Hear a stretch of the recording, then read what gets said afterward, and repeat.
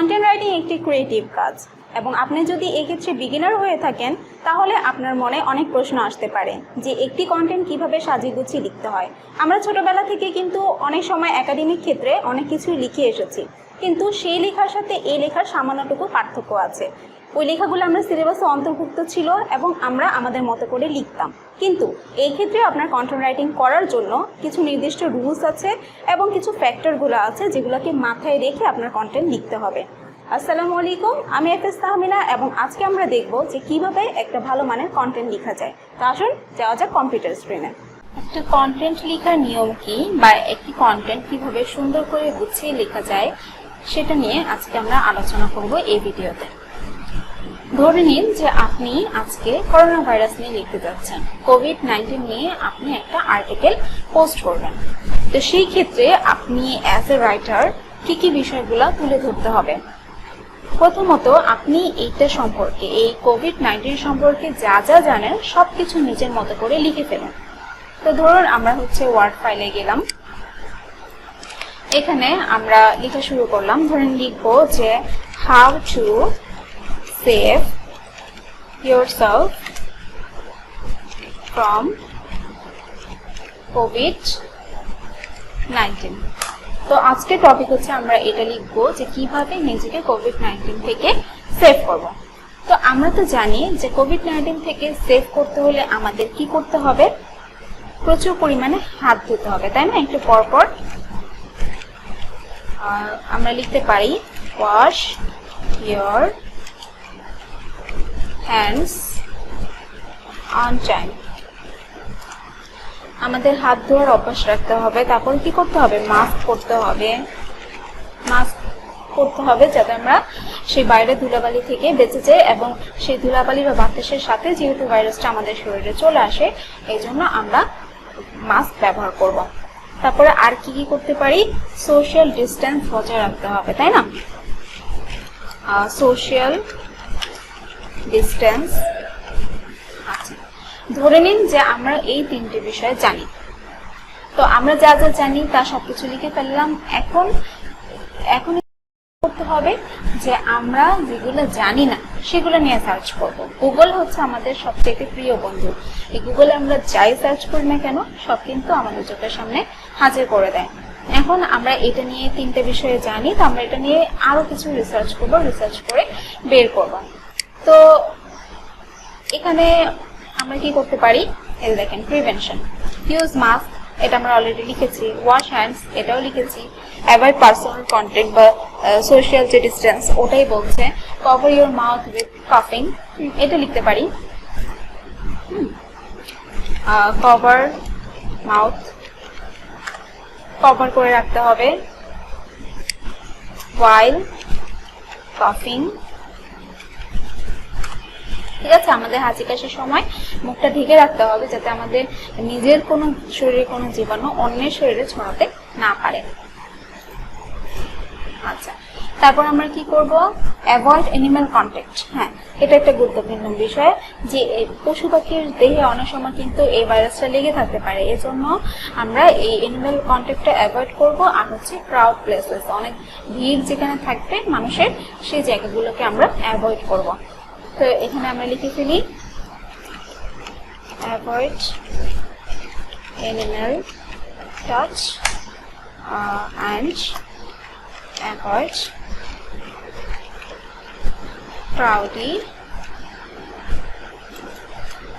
crowded places।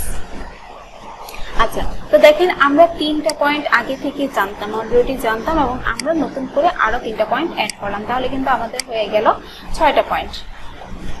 এখন আমাদের কাজ হচ্ছে যে আমরা এটা খুব ভালোভাবে রিসার্চ করব। আমরা এটা নিয়ে কোনো বই পড়তে পারি, অথবা দেখতে পারি, অথবা যে বিভিন্ন ওয়েবসাইট আছে আর্টিকেল লেখা আছে আর্টিকেল টপিকগুলো নিয়ে নিয়ে ওপেন করে করে পড়তে পারি। তো পড়ার ফলে কি হবে, আমাদের মধ্যে একটা আইডিয়া হবে যে আমরা করোনা ভাইরাস থেকে বাঁচার জন্য কি কি করতে পারবো। এক একজন কিন্তু এক একভাবে বলে থাকে, এক একজন কিন্তু এক একভাবে লিখে থাকে। তো সব জায়গায় ইনফরমেশন গ্যাদার করার পরে আমরা বিবেচনা করব যে আমাদের আসলে কি কি করা উচিত, কোনটা ভালো কোনটা খারাপ, কোনটায় কম লিখেছে কোনটা একটু বেশি লেখা দরকার ছিল। তো ওই সব ইনফরমেশন গ্যাদার করে দরকার পড়লে আমরা অন্যান্য জায়গা থেকেও কিন্তু ইনফরমেশন কালেক্ট করতে পারি। আমরা আমাদের যতটুকু সম্ভব আমরা কালেক্ট করি সেটা সাজিয়ে সুন্দরভাবে একটা আর্টিকেল লিখবো, এটা হচ্ছে মেইন বিষয়। এখন এটার সাথে আমরা চেষ্টা করব যে সবসময় একটা প্রুফ দেওয়ার। যেমন আমরা তো আমাদের মতো করে এটা লিখেছি, কিন্তু এটার কোনো যদি পরিসংখ্যানিক কোনো কিছু থাকতো বা নিউমেরিক কোনো কিছু থাকতো তাহলে এটা আমরা অবশ্যই দিব। এখন দেখেন আমরা এটা বের করার জন্য কি করতে পারি।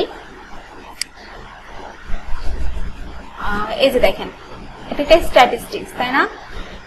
Performed cases, probable cases, 70 moving average. Corona ভাইরাসটা কিভাবে ছড়িয়েছে এবং কত দ্রুত ছড়িয়েছে তা কিন্তু আমরা এই স্ট্যাটিস্টিক্স থেকে বুঝতে পারি। ফেব্রুয়ারি 11, 21 দেখেন একদম নিম্ন, আস্তে আস্তে বাড়া শুরু করেছে মার্চে 2 থেকে। মার্চে 12তে গিয়ে কিন্তু অনেকটুকু বেড়েছে, 22-এ গিয়ে আরো বেড়েছে, আরেকটু বাড়তে একেবারে বাড়তে লাস্টে মানে মার্চ ফেব্রুয়ারি থেকে শুরু করে মে মাসের মধ্যে কিন্তু হিউজ একটা পরিবর্তন দেখা দিয়েছে।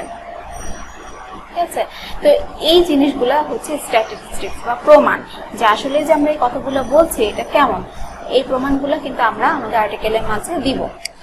এখানে আরেকটা যদি আমরা পরিসংখ্যান দেখি তাহলে কি, number of countries in Africa with COVID-19 cases. আফ্রিকার মধ্যে কোভিড-19 কেস কান্ট্রিগুলো আছে সেগুলোর সংখ্যা কি হারে বেড়েছে।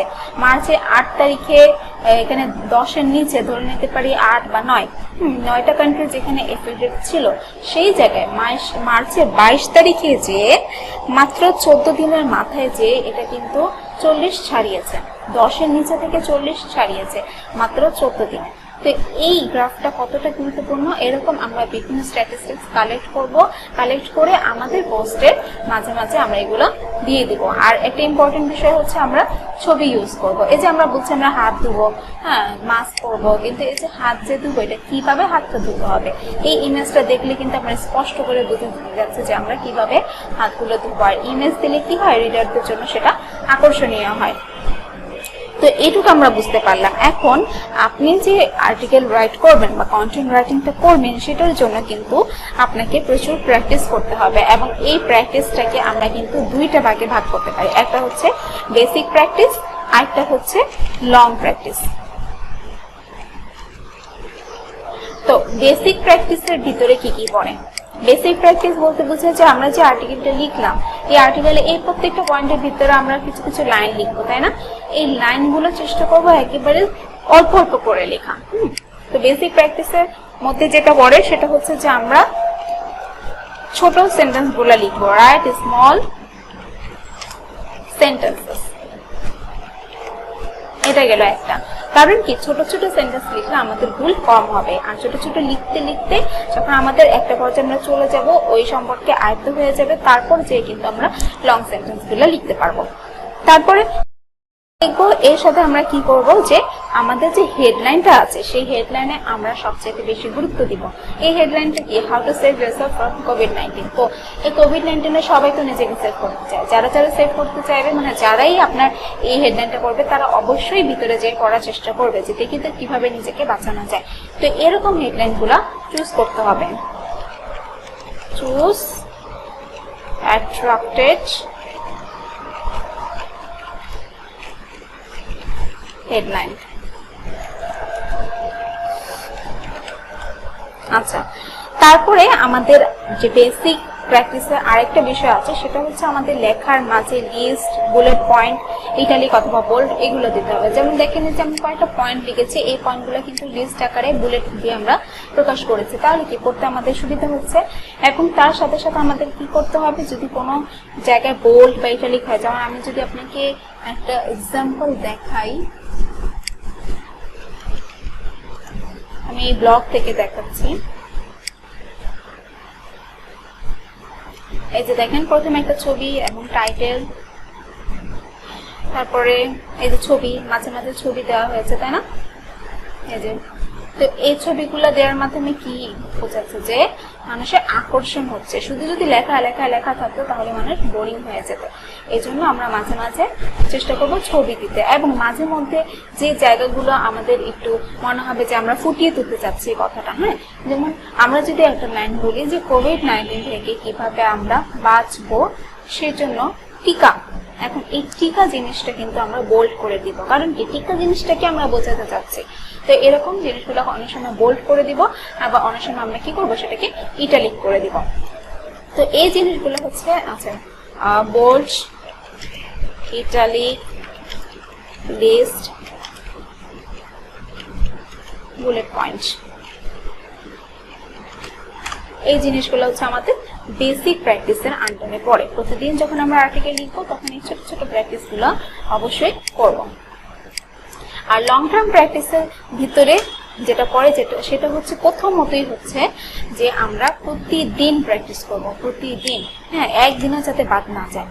আমরা প্রতিদিন প্র্যাকটিস করব, এটা হচ্ছে প্রথম শর্ত। Practice daily. তারপরের কাজ হচ্ছে যে আমাদের রিডারের মতো করে ভাবতে হবে। আমরা নিজেদের মতো করে লিখে দিলাম আর হয়ে গেল তা কিন্তু না। আমাদের ব্লগটা যারা পড়বে তাদের মাইন্ডটা নিয়ে আমাদের ভাবতে হবে যে তারা কি চাচ্ছে, সে অনুযায়ী লিখবেন। তারপর দেখবেন যে আপনার এই কন্টেন্টগুলো খুবই এনগেজিং হবে। তারা আচ্ছা, প্রায়োরিটি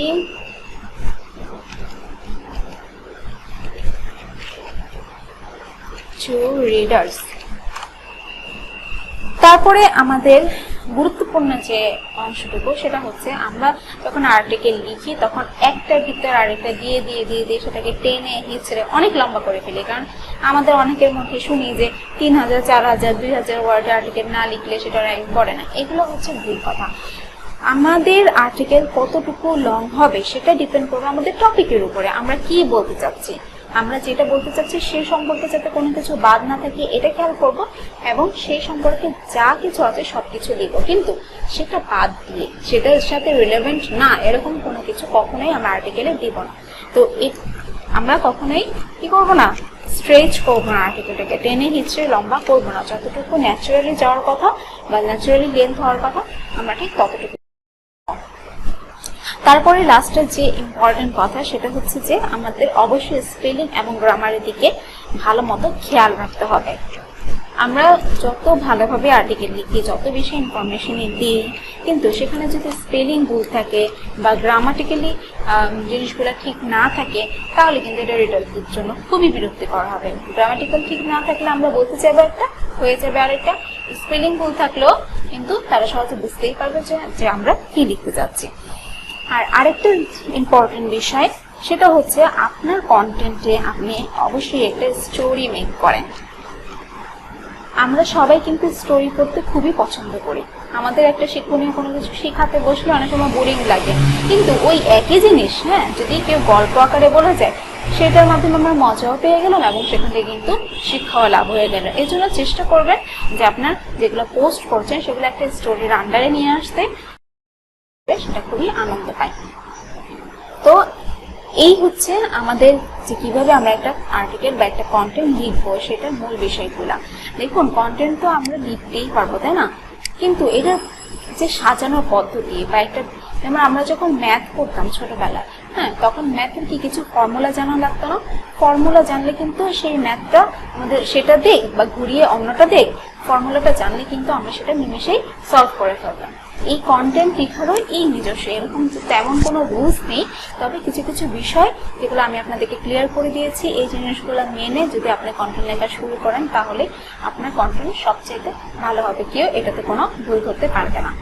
ঠিক আছে, তাহলে ভালো থাকুন এবং সব সময় দেখবেন এই কন্টেন্টগুলো প্রতিদিন, যেটা প্র্যাকটিস আছে, basic practice, long term practice, এই দুইটা প্র্যাকটিস কিন্তু অবশ্যই করবেন।